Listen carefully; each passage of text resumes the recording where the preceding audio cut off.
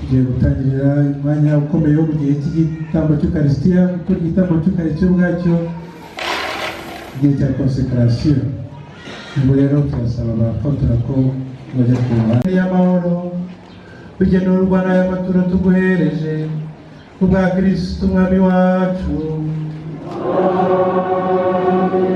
Abantu bose bakesha umusaraba we tuzakorwa igihe cyose.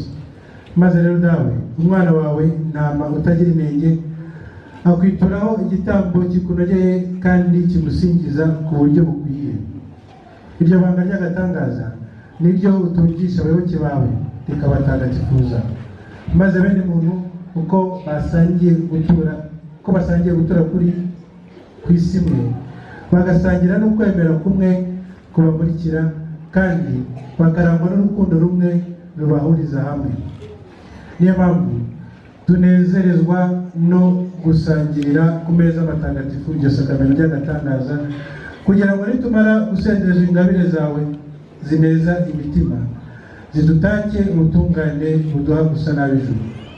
Nicyo gitumye ibiremwa byose byo mu ijuru n'ibyo munsi bikuramya bikuririmbira indirimbo nshya, kandi natwe twifatanyije n'abamarayika bawe bose duhandikiye icyarimwe igisubizo cy'izina ryawe tumukubuda we matuti.